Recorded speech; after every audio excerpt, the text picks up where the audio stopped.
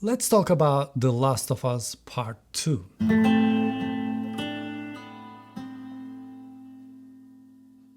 Now, I'm not a gamer, but I play games time to time every day for extended hours all the time. And to me, there are some games like Team Fortress 2, Forza Horizon, Call of Duty Warzone, Need for Speed, where it is fun that I'm after. And then there are some games which are also fun, and then there's a little bit of story in it, like Grand Theft Auto, Spider-Man, Batman, Infamous, and Days Gone. And those games are a lot of fun to play too. And the stories are like, nah, but you still go with it. Usually what happens is they give you a task and you have to do that in order to get out of a situation.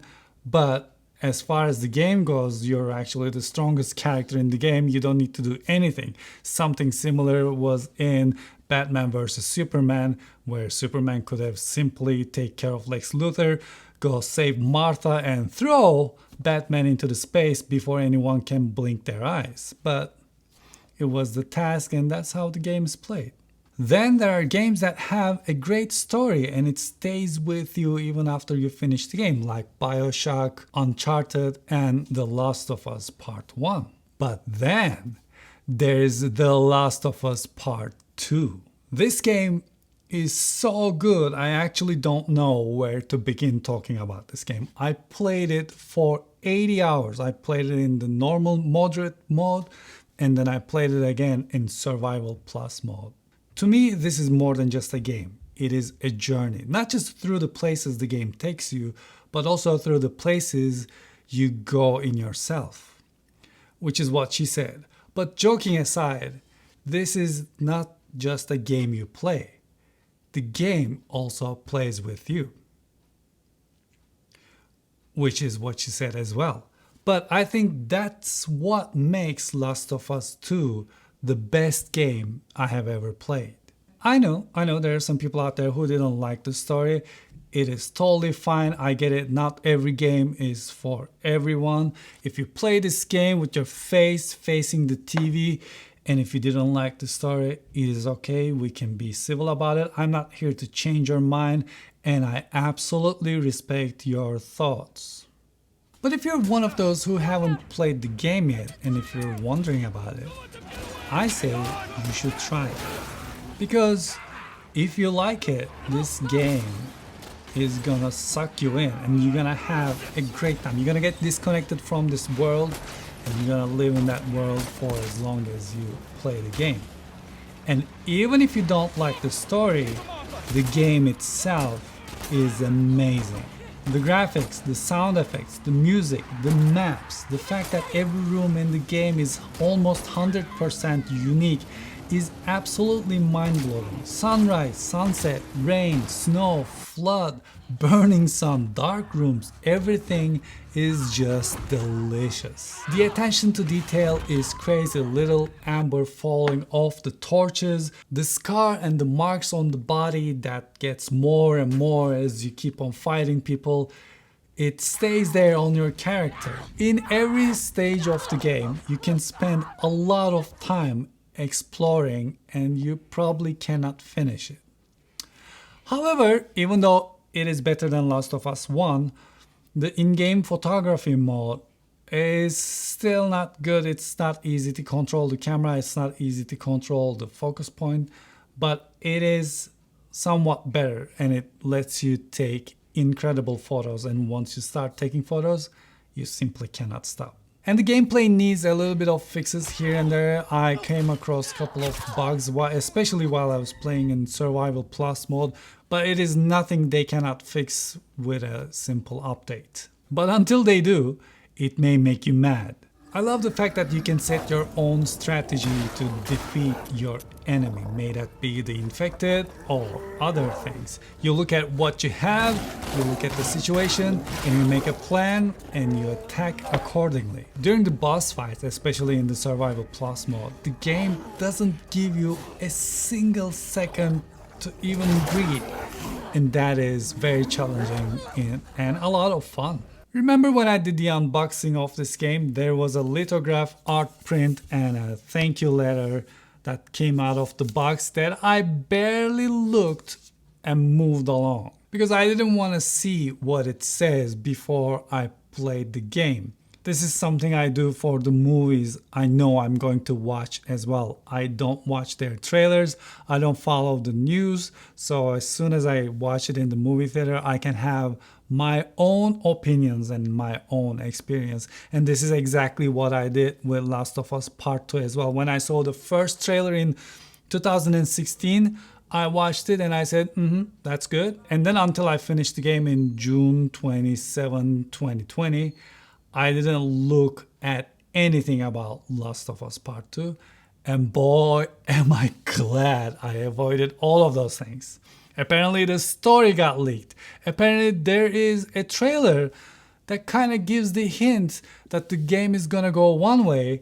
In reality, the game goes in a totally different direction. Which is, I see now why they did that.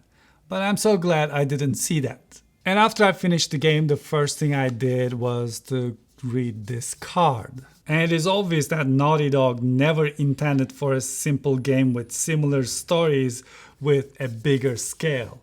Joel and Ellie now faces bigger monsters, crazier crowds, and stuff like that. They could have easily taken that simple route, like that South Park episode. We're gonna say shit twice on the television.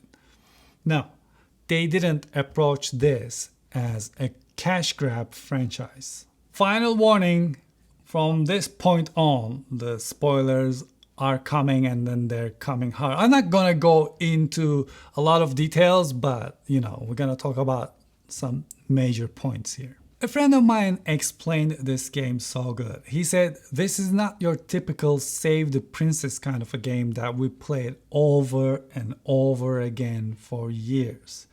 This game goes against all the established muscle memories we have. And this game screams that it's not gonna play by the simple rules. Clearly in the beginning of the game, by brutal death of Joel by a girl named Abby. At that point, we don't know who Abby is, why she's so obsessed with giving Joel such punishment, why the game is making you play her character, but it is supposed to be that way. Because the game is constructed so good, it needs to create a challenge for its own. It also needs to start brewing something inside of the player. Because in the back of your head, you already know the second the cordyceps start spreading, the second the life as they know ended, only the strongest could survive. And the strongest doesn't mean the nicest. The game has been feeding this to us ever since the first one, when Joel didn't stop for the family who needed help in the very beginning of the first game. When David said his men were slaughtered by a crazy man traveling with a little girl. Just like that scene in Austin Powers where they show the story of Henchman's wife. It opens your eyes to consequences. But they also blind you with how brutally Joel is tortured and killed. It's genius. Well, maybe blinded is not the right word. Maybe you're in denial. And now all you want is revenge. And as Dina says, everyone should be terrified of Ellie. So the journey begins. You go to Seattle for payback. And during this gameplay, the fact that you have to eliminate dogs, or the fact that the dogs cry if you eliminate the owner, it starts brewing something inside of you. And you know what they're doing. Me, I was going, F you Naughty Dog, F you very much. And it's just the tip of the iceberg about how they're gonna play with you. By the way, I just hope I didn't kill John Wick's dog along the way, because if I did, he'll probably come out of the TV like that Ringo movie, and that's pretty much it. As I was playing, all I wanted was to find Abby and get my revenge at all costs. And on the third day in Seattle, as I was looking for Abby, Abby finds us and the game comes to a stop in this cliffhanger where Abby is holding a gun towards Ellie's face. Then the screen goes black and you start playing as Abby, and at that very moment I knew what Naughty Dog was trying to do, and I hated it. I hated it. Years ago, Lost did this with its characters.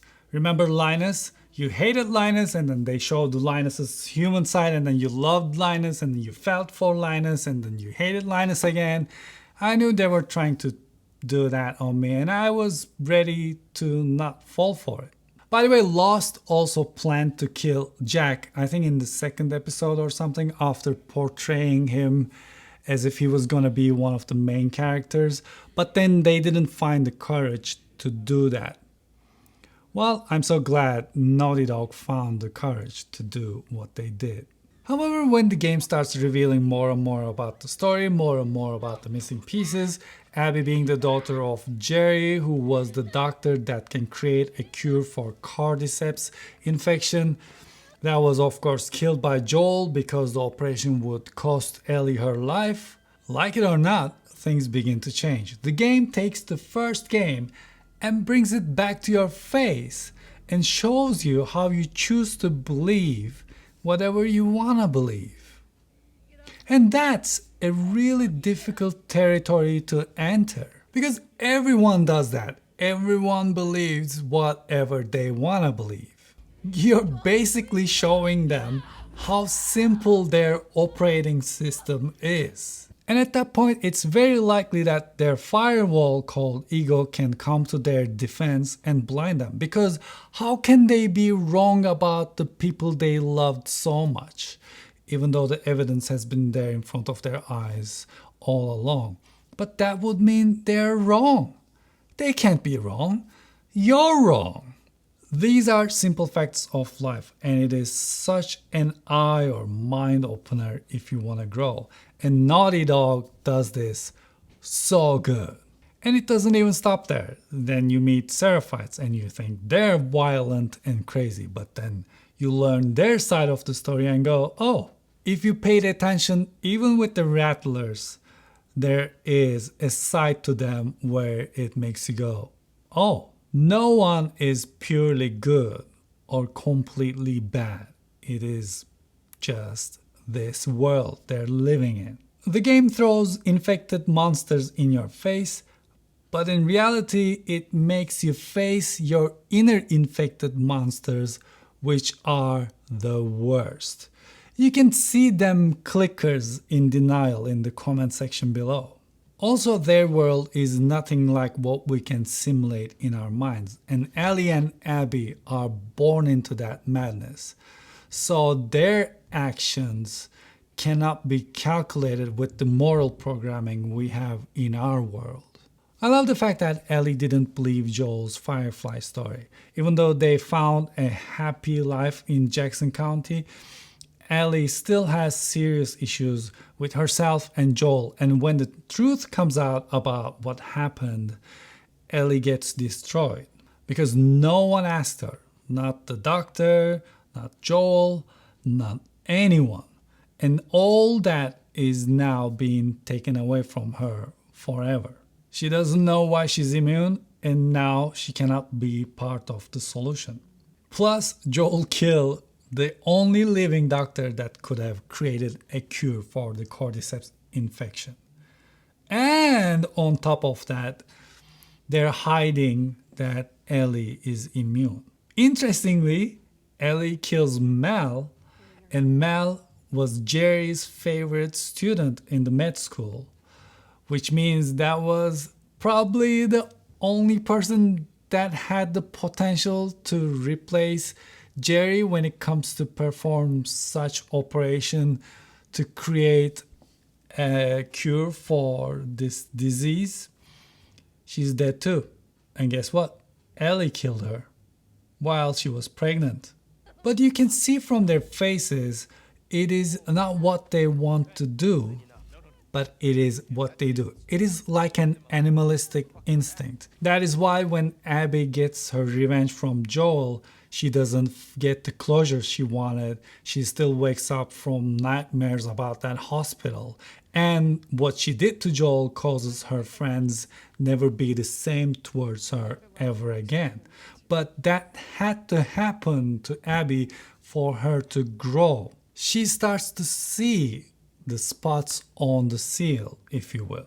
She begins to see Isaac for who he really is. She starts to understand what Owen was talking about when he was explaining the incident with Danny. All that helps her to evolve, and finally she finds peace while she was helping Lev and Yara. Same thing goes for Ellie. She has to live with the fact that she could have been part of something a lot bigger than herself, and now she's stuck in Jackson County hiding the fact that she's immune while we see even bigger monsters like Rat King in the hospital.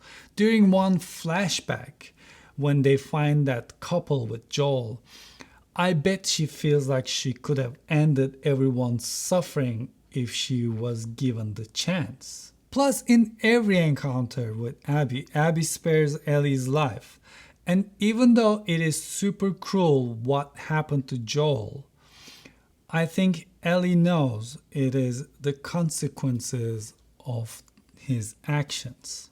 But once again, she cannot change that because that's who he is. And he clearly tells us that he would do the same thing over and over again if he was given the chance. When Ellie attacks Abby in Santa Barbara, as Abby has been a prisoner for months, Abby is in such terrible shape, probably about to die under the sun, yet Ellie still wants to fight her and attacks her with a knife.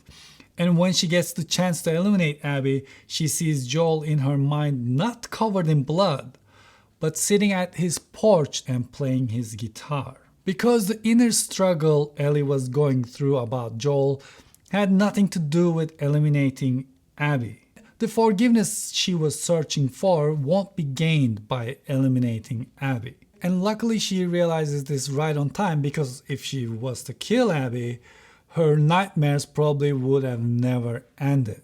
But once again, this was the journey she had to go through.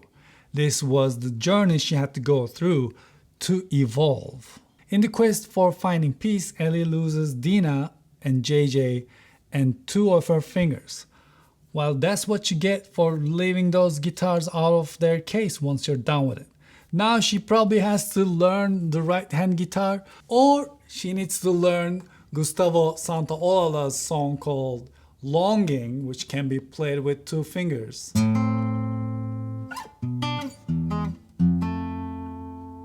See?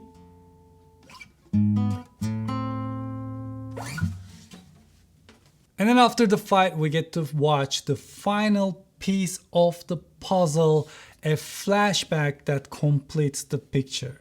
All of these people are broken, and in this world we watch them grow. In this kill or be killed world, we see them evolving. It is an unbelievable storytelling, and it is absolutely stunning.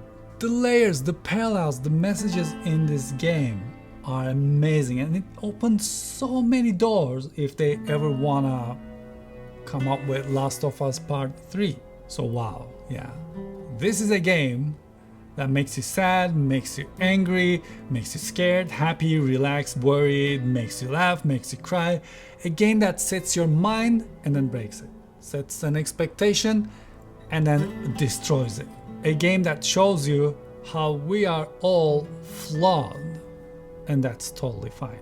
And that is why this is an incredible game. The best game I have ever played, and that's why I give it 11 out of 10. Good job, Naughty Dog. I hate you.